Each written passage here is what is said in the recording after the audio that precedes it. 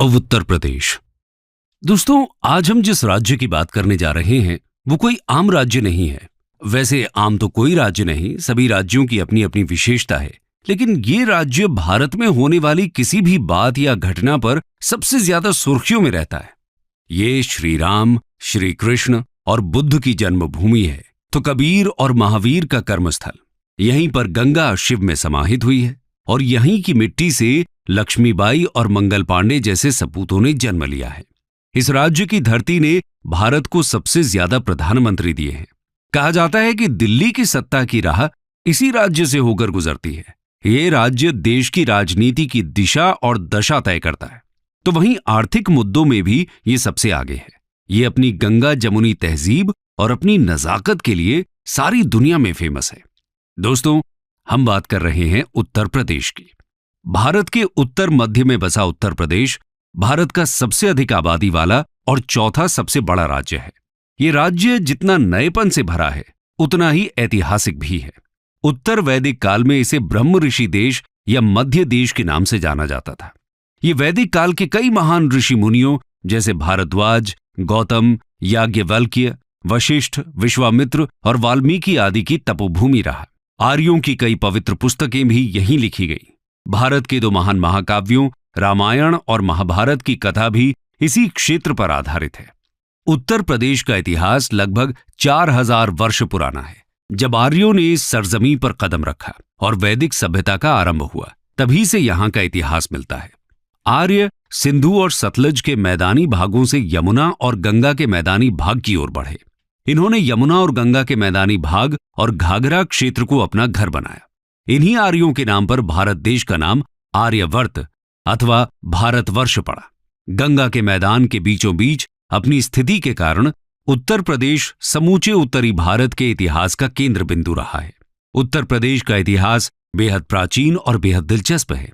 आज हम आपको उत्तर प्रदेश के उस इतिहास से रूबरू कराएंगे जिसके बारे में किताबों में बहुत कम जानकारी है। तो आइए चलते हैं उत्तर प्रदेश के ऐतिहासिक सफर पर। Ancient history of Uttar Pradesh. Uttar Pradesh के ऐतिहासिक पन्नों को पलटें तो हम पाते हैं कि इसकी शुरुआत पुरातात्विक काल से होती है। पुरातात्विक अन्वेषणों ने अब के उत्तर प्रदेश की प्रागैतिहासिक सभ्यता पर नई रोशनी डाली है। प्रतापगढ़ में पाई गई मानव खोपड़ियों के अवशेष लगभग 10,000 ईसा पूर्व के हैं। पुरापाषाणकालीन सभ्यता के साक्ष्य इलाहाबाद के बेलन घाटी, सोनभद्र के सिंगरौली घाटी और चंदौली के चकिया नामक पुरास्थलों से मिले हैं। इसके साथ ही कबीर नगर जिले में लहरादेव इलाके में प्राचीन कृषि के साक्ष्य मिले हैं। यहां से 8000 ईसा पूर्व से 9000 ईसा पूर्व के मध्य के चावल मिले हैं। नवपाषाण काल के साक्ष्यों की बात करें तो मिर्जापुर, सोनभद्र, बुंदेलखंड और प्रतापगढ़ के सराय नाहर राय से उत्खनन में औजार और हथियार मिले हैं। वहीं ताम्र पाषाणिक संस्कृति के साक्ष्य मेरठ और सहारनपुर से प्राप्त हुए हैं। इसके बाद हड़प्पा काल के साक्ष्य भी उत्तर प्रदेश में पाए गए हैं। बता दें कि उत्तर प्रदेश में सबसे पुराने हड़प्पा शहर पाए गए। आलमगीरपुर गंगा यमुना में पहला स्थल था जहां से हड़प्पा कालीन अवशेष प्रकाश में आए थे। इसके अलावा मेरठ, सहारनपुर, जौनपुर, आगरा, अलीगढ़, हरदोई, मुजफ्फरनगर, बदायूं, मथुरा, फैजाबाद, एटा, बरेली, वाराणसी, सहारनपुर, मथुरा, कन्नौज, बुलंदशहर, बलिया और इलाहाबाद में भी हड़प्पा कालीन सभ्यता के साक्ष्य मिले हैं। आगे वैदिक साहित्य और दो महाकाव्यों रामायण और महाभारत से इस क्षेत्र के 7वीं शताब्दी ईसा पूर्व के पहले की जानकारी मिलती है। वैदिक साहित्य गंगा के मैदान का वर्णन करते हैं, वहीं महाभारत की पूरी गाथा हस्तिनापुर के आसपास घूमती है, जबकि रामायण में भगवान राम का जन्मस्थान अयोध्या है। देखा जाए तो उत्तर प्रदेश में एक व्यवस्थित इतिहास की शुरुआत 6ठी शताब्दी ईसा पूर्व के अंत में होती है, जब उत्तर भारत में 16 महाजनपद वर्चस्व के लिए संघर्ष कर रहे थे। उन 16 महाजनपदों में से 8 महाजनपद आधुनिक उत्तर प्रदेश में मौजूद थे, जिनके नाम है कुरु, पांचाल, काशी, कौशल, शूरसेन, चेदी, वत्स और मल्ल। इसी दौरान उत्तर प्रदेश ने भगवान बुद्ध के आगमन और बौद्ध धर्म के प्रसार को देखा। यहीं पर गौतम बुद्ध ने अपना अधिकांश सन्यासी जीवन व्यतीत किया था। भगवान बुद्ध ने उत्तर प्रदेश के सारनाथ में अपना पहला उपदेश दिया था। चौखंडी स्तूप यहां उस स्थान को चिन्हित करता है जहां भगवान बुद्ध अपने शिष्यों से मिले थे। इसी कारण उत्तर प्रदेश को बौद्ध धर्म का पालना कहते हैं। वहीं अगर हम शासकों की बात करें तो पहली शताब्दी से छठी शताब्दी ईस्वी तक उत्तर प्रदेश मौर्य, कुषाण, गुप्त, वर्धन वंश, गुर्जर प्रतिहार के शासकों के नियंत्रण में रहा। उत्तर प्रदेश का विकास मौर्य सम्राट चंद्रगुप्त प्रथम 330 से 380 ईसा पूर्व के काल में देखने को मिला। इसके बाद 268 से 232 ईसा पूर्व तक सम्राट अशोक ने यहां पर अपने साम्राज्य का विस्तार किया। अशोक काल के दौरान कला और वास्तुकला अपने चरम पर थे। सम्राट अशोक के बौद्ध धर्म को अपनाने के बाद उन्होंने बड़े पैमाने पर बौद्ध स्तूपों और मूर्तियों का निर्माण करवाया। इस काल में कला का एक नया अध्याय शुरू हुआ। पहली शताब्दी ईस्वी में कुषाणों ने एक ऐसे विस्तृत साम्राज्य की स्थापना की जिसमें उत्तरी भारत के अधिकांश भाग के अतिरिक्त मध्य एशिया के कुछ प्रदेश भी शामिल थे। भारतीय संस्कृति के इतिहास में कुषाण काल का अत्यंत महत्वपूर्ण स्थान है। कुषाणों के संरक्षण में भारत ने धर्म, कला, साहित्य, दर्शन आदि के क्षेत्र में अत्यधिक उन्नति की। कुषाण शासकों के प्रयासों से ही भारतीय सभ्यता और संस्कृति के प्रसार के लिए मध्य और पूर्वी एशिया के द्वार खुले। कुषाणों ने उन परिस्थितियों में लगातार 2 सदियों तक उत्तर प्रदेश सहित उत्तर भारत पर शासन किया। कुषाण काल में मथुरा कला का विस्तार हुआ। मथुरा कुषाण नरेशों की राजधानी रही है। साथ ही वो उत्तर भारत का एक बड़ा व्यापारिक केंद्र भी रहा है। कुषाण शासक कनिष्क, हुविष्क और वासुदेव का शासनकाल मथुरा कला का स्वर्णिम काल रहा है। इसके बाद गुप्त साम्राज्य का शासन रहा। गुप्त वंश के शासक समुद्रगुप्त ने लगभग 330 से लेकर 380 ईस्वी तक इस सरजमीं पर शासन किया। उनके बाद चंद्रगुप्त द्वितीय ने लगभग 380 से लेकर 415 ईस्वी तक यहां पर राज किया। गुप्त काल के दौरान ही हिंदू कला का भी काफी विकास हुआ। गुप्त साम्राज्य को तोड़ने वाले हुणों के आक्रमण के बाद गंगा यमुना दोआब ने कन्नौज का उदय देखा। एक अन्य प्रसिद्ध शासक हर्षवर्धन ने 606 से लेकर 647 ईस्वी तक उत्तर प्रदेश पर शासन किया। इन्होंने कन्नौज के पास स्थित अपनी राजधानी से समूचे उत्तर प्रदेश, बिहार, मध्य प्रदेश, पंजाब और राजस्थान के कुछ हिस्सों पर शासन किया। हर्षवर्धन के शासनकाल के दौरान कन्नौज साम्राज्य अपने चरमोत्कर्ष पर पहुंच गया था।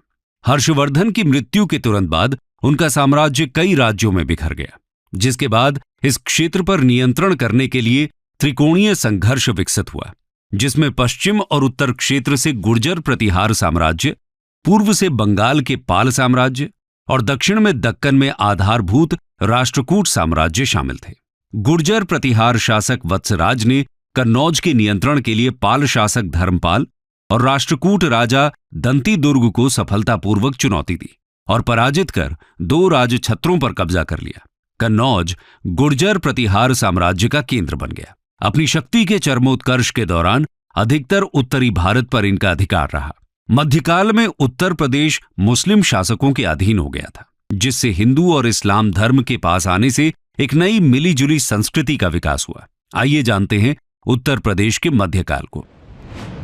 Medieval history of Uttar Pradesh.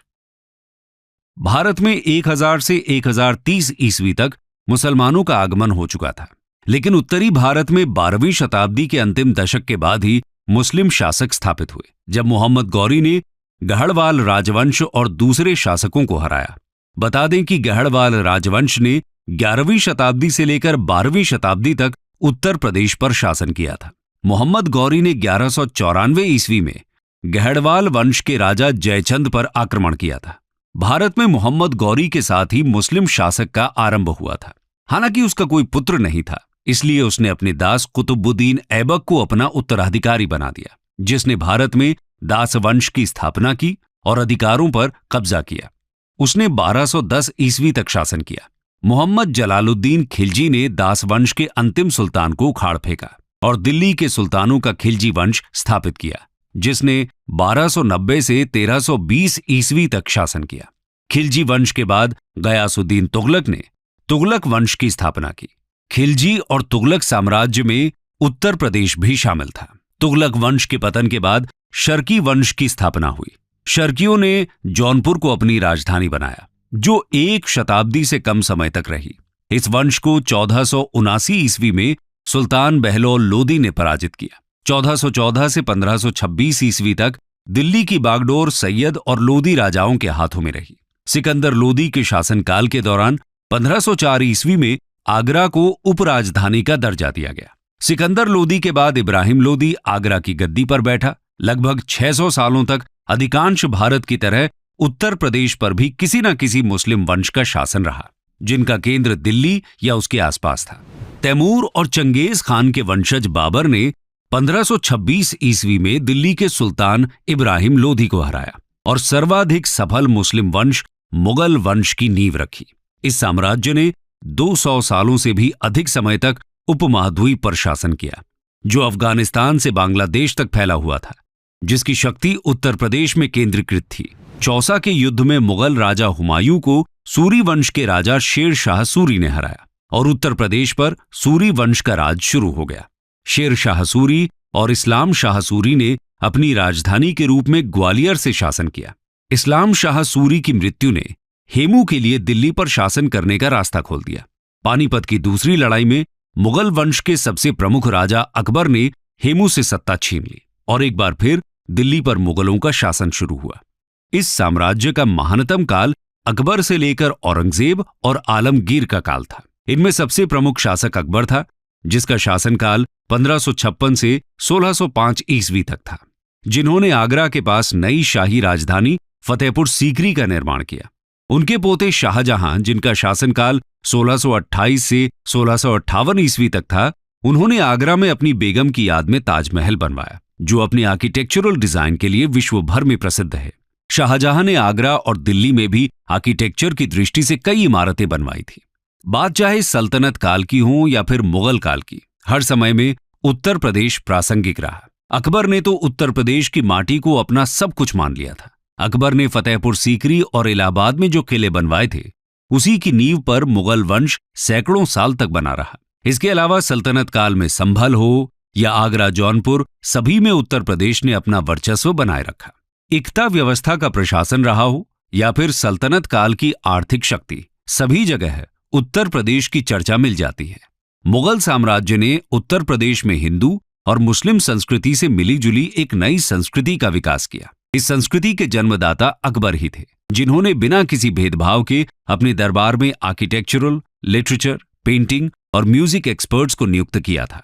लेकिन धीरे धीरे हिंदुत्व और इस्लाम के टकराव ने कई नए विचारों को जन्म दिया था और उनका विकास किया था। 18वीं शताब्दी में मुगलों के पतन के साथ ही इस मिश्रित संस्कृति का केंद्र दिल्ली से लखनऊ चला गया, जो अवध के नवाब के अंतर्गत था और जहां सांप्रदायिक सद्भाव के माहौल में कला, साहित्य, संगीत और काव्य का विकास हुआ। जब उत्तर प्रदेश आधुनिक भारत के पड़ाव पर पहुंचा तो उत्तर प्रदेश का अलग ही रूप देखने को मिला। यहीं से उत्तर प्रदेश ने अपने लिए अलग कहानी लिखनी शुरू कर दी। चलिए जानते हैं उत्तर प्रदेश का आधुनिक इतिहास। Modern history of Uttar Pradesh. 1707 में औरंगजेब की मृत्यु के पश्चात अगले 50 सालों तक दिल्ली की गद्दी पर कुल 8 मुगल शासकों ने शासन किया। 1757 तक वर्तमान उत्तर प्रदेश में 5 स्वतंत्र राज्य स्थापित हो चुके थे। इस दौरान अवध और रुहेल 2 ऐसे क्षेत्र बन गए जो शक्ति के संघर्ष को, और अवध और रुहेला ने मुगलों के खिलाफ विद्रोह कर दिया। इन दोनों के विद्रोह को देखते हुए बाकी राज्यों ने भी वर्चस्व के लिए दिल्ली में मुगलों के साथ संघर्ष शुरू कर दिया। इधर 17वीं शताब्दी के मध्य तक ईस्ट इंडिया कंपनी ने भारत के दक्षिणी भाग में एंट्री कर ली थी और अब वो उत्तर भारत की ओर बढ़ रहे थे। 18वीं शताब्दी में आते आते मुगल सत्ता का पतन हो गया। इधर ईस्ट इंडिया कंपनी उत्तर भारत में अपनी जड़ें जमाने लगी। उसने शुरुआत में विभिन्न साम्राज्यों से शक्तियां छीनकर उन्हें बंगाल प्रेसिडेंसी के तहत एकजुट कर दिया। इसमें नवाबों के प्रांत अवध, ग्वालियर के सिंधिया और नेपाल के गोरखा शामिल थे। 1834 में ईस्ट इंडिया कंपनी ने उत्तर पश्चिमी प्रांतों को बंगाल प्रेसिडेंसी से अलग कर दिया और एक नई प्रेसिडेंसी का निर्माण किया, जिसे आगरा प्रेसिडेंसी कहा गया। सन 1857 की क्रांति की शुरुआत भी उत्तर प्रदेश के मेरठ शहर से ही हुई थी। ये क्रांति लगभग 1 साल तक चली और धीरे धीरे पूरे उत्तर भारत में फैल गई। इस क्रांति को भारत का पहला स्वतंत्रता संग्राम नाम दिया गया। इस संग्राम में झांसी की रानी लक्ष्मीबाई, अवध की बेगम हजरत महल, बख्त खान, नाना साहेब, तात्या टोपे आदि अनेक देशभक्तों ने भाग लिया। 1858 ईस्वी में विद्रोह के दमन के बाद ईस्ट इंडिया कंपनी को भारत का शासन ब्रिटिश ताज को सौंपना पड़ा। 1880 ईस्वी के बाद भारतीय राष्ट्रवाद के उदय के साथ उत्तर प्रदेश का प्रांत स्वतंत्रता आंदोलन में भी सबसे आगे रहा।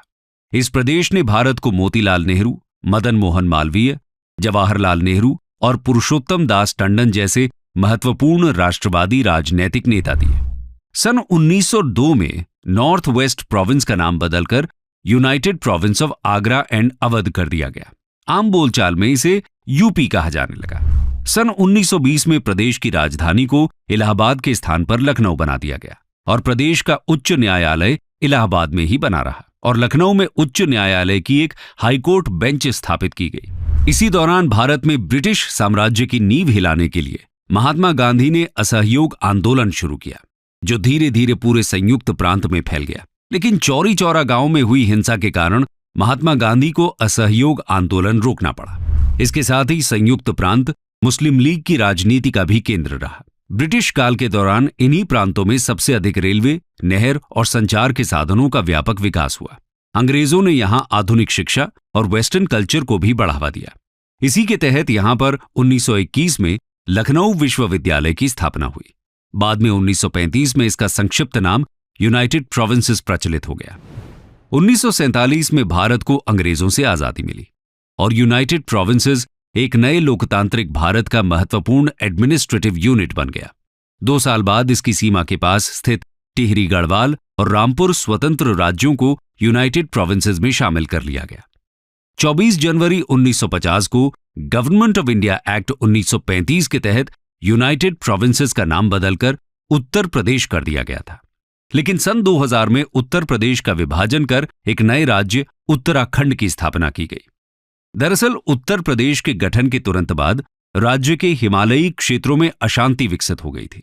इस क्षेत्र के लोगों को लगा कि इतनी ज्यादा जनसंख्या और इतने बड़े एरिया के कारण लखनऊ में बैठी सरकार उन पर ध्यान नहीं देगी और उनकी देखरेख नहीं कर सकेगी। व्यापक बेरोजगारी, गरीबी और अपर्याप्त बुनियादी ढांचे ने उनके असंतोष में योगदान दिया। 1990 के दशक में एक अलग राज्य की उनकी मांग में तेजी आई। 2 अक्टूबर 1994 को मुजफ्फरनगर में एक हिंसक घटना से आंदोलन बढ़ गया, जब पुलिस ने राज्य समर्थक प्रदर्शनकारियों पर गोलीबारी की, जहां बहुत से लोग मारे गए। अंत में नवंबर 2000 में उत्तरांचल को उत्तर प्रदेश के उत्तर पश्चिमी हिस्से से अलग कर एक नए राज्य का गठन किया गया। 2007 में इसका नाम बदलकर उत्तराखंड रख दिया गया। कंक्लूजन। तो दोस्तों, ये थी उत्तर प्रदेश की गौरव गाथा। ये मुगलों के परचम, पतन और अंग्रेजों के आगमन का गवाह बना। यहां की मिट्टी ने अंग्रेजों की गुलामी देखी है, तो इसी मिट्टी से क्रांति की चिंगारी भी उठी है। उत्तर प्रदेश की धरती हमेशा से सोना उगलने वाली रही। तभी तो अंग्रेजों ने बंगाल हाथ में आने के बाद भी उत्तर प्रदेश पर कब्जा करने के लिए अपना सब कुछ झोंक दिया। स्वतंत्रता के बाद से राज्य ने भारत के भीतर एक प्रमुख भूमिका बनाए रखी है। इस राज्य ने देश को कई प्रधानमंत्री दिए हैं, जिनमें जवाहरलाल नेहरू से लेकर लाल बहादुर शास्त्री, आयन लेडी इंदिरा गांधी, चौधरी चरण सिंह, राजीव गांधी, वीपी सिंह, चंद्रशेखर और अटल बिहारी वाजपेयी तक शामिल हैं। उत्तर प्रदेश के इतिहास से अगर कुछ अनकहे किस्से आपको भी मालूम है तो कमेंट सेक्शन में हमारे साथ जरूर शेयर करें। दोस्तों, अंत में यूपीएससी मेंस के रेलेवेंस को देखते हुए हम आपके लिए क्वेश्चन छोड़े जा रहे हैं, जिसे आप इस वीडियो के कमेंट सेक्शन में आंसर कर सकते हैं।